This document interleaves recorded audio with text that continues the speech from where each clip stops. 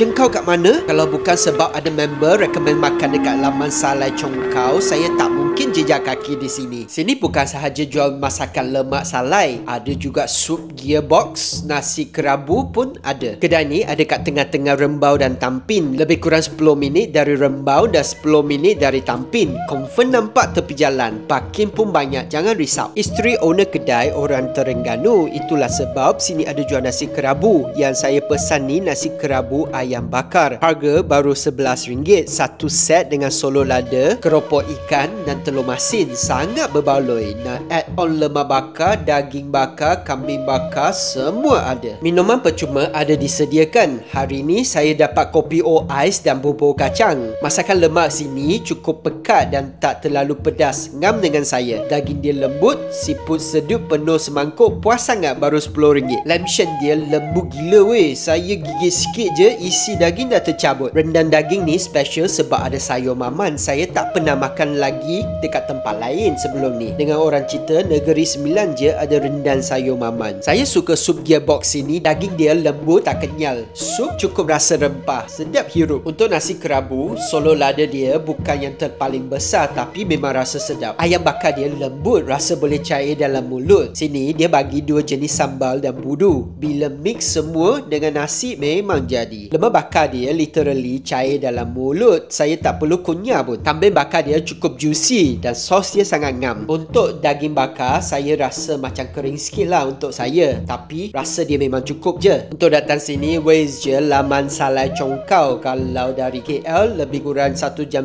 ke 2 jam lah tengok trafik. Kalau dari Rembau, lebih kurang 10 minit je.